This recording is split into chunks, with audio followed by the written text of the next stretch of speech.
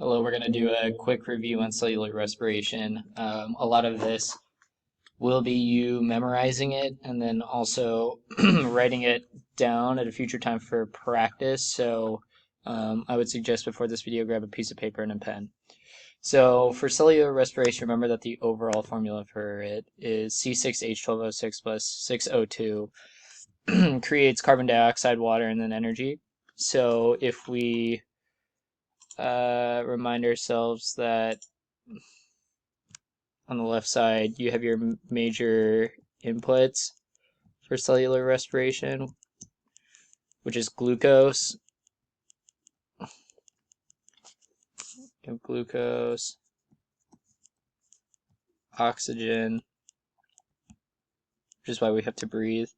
And then on the right side of the equation, you get your major outputs for cellular respiration, which include obviously energy, water,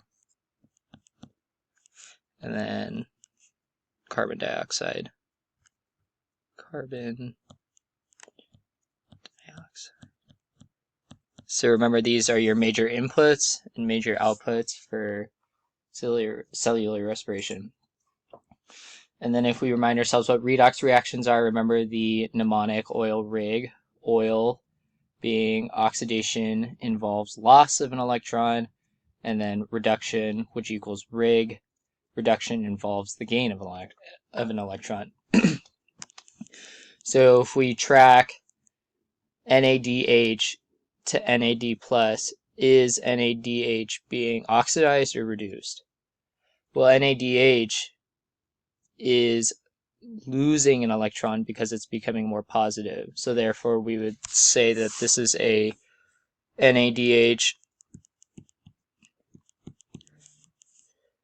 is being oxidized. And you can tell because there's now a positive sign on this side. And then take a second to pause the video after every time I ask where does each process occur. So remember, glycolysis occurs in the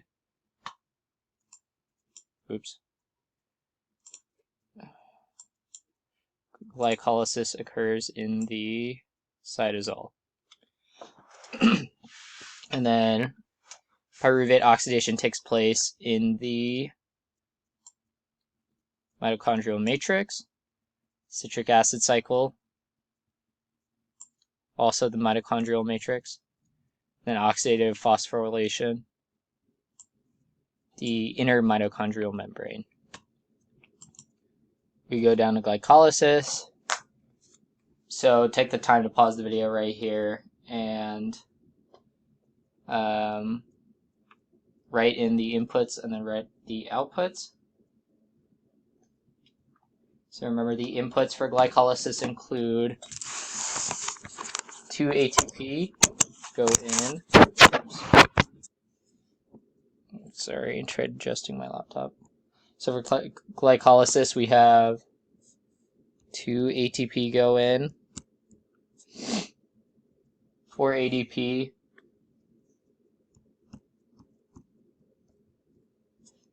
4 ADP plus 2 PI. This is a plus, sorry, 2 PI, 2 NAD plus, and 1 glucose. And remember that these numbers will change depending on how many glucose you would put into the system. So obviously these numbers would change if you had 2 glucose or 3 glucose. And then if we remember, the outputs for glycolysis include 2 ADP,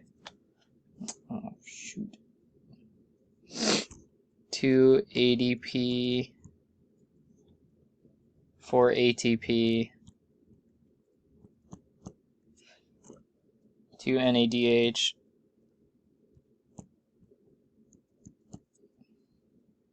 and then 2 pyruvate. And then remember, when we talk about net gain of ATP, for glycolysis, we put in 2 ATP, and then we got out 4 ATP. So the net gain is 2 ATP. This is the net gain of ATP during glycolysis. If we go down to pyruvate oxidation,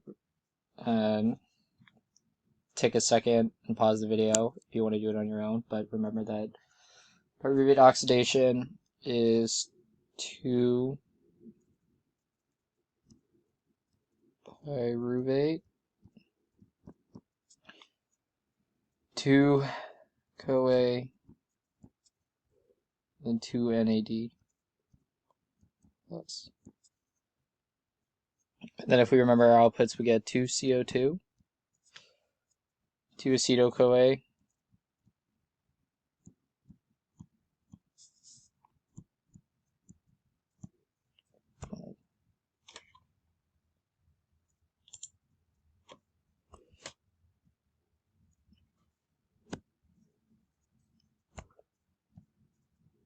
why is my pencil not working? That's supposed to say 2 acetyl-CoA, and then 2 NADH. What the? Okay. And then 2 NADH. And remember the process of going from NAD plus to NADH. It's gaining an electron, so NAD plus is being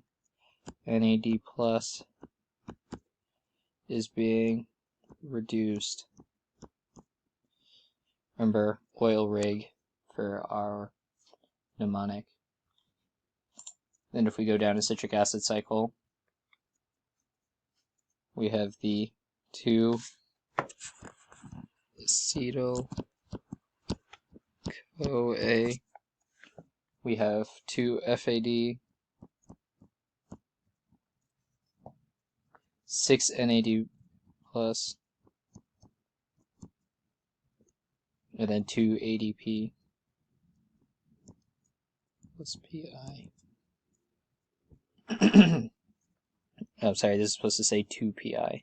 That's 2 PI.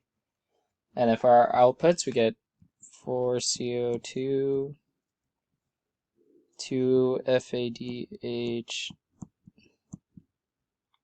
2, and then we get 6 NADH, and then 2 ATP. And then remember, if we talk about the net gain of ATP, we have another 2 net gain right there. So for the citric acid cycle, we have a net gain of 2 ATP, but then we also had 2 ATP earlier from glycolysis. So right now that puts us up to 2 plus 2 equals 4 ATP so far. And then for our last step, the electron transport chain, inputs, 10 NADH, 2 FADH,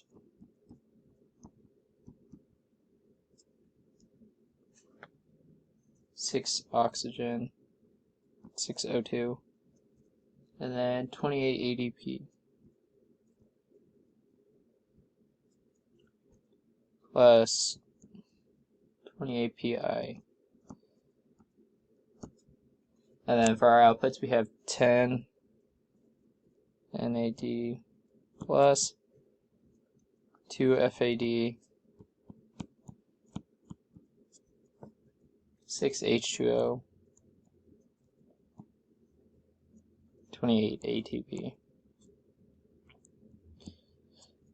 So from the electron transport chain, we were able to get 28 ATP, and then remember we had established earlier that 2 of the ATP had come from glycolysis, and then another 2 came from the citric acid cycle. So that puts us at a total net gain of 32 ATP for the entire process. And this is 32 ATP per one glucose. And then so if we go to the last slide in this, remind yourselves that glycolysis gives you a net gain of 2 ATP. Pyruvate oxidation has no net gain of ATP. Citric acid cycle has another 2, and then the electron transport chain has 28 ATP. And remember, you're gonna have to memorize the inputs and the outputs for each step. And then also we talked about today redox reactions, which equal oil rig. This is the mnemonic. Oxidize, you lose an electron. You lose an electron. You reduce, you gain an electron. And it'll be important for you to understand the flow of electrons through this entire process. And then also remembering how mass moves throughout cellular respiration. And I hope you found this helpful.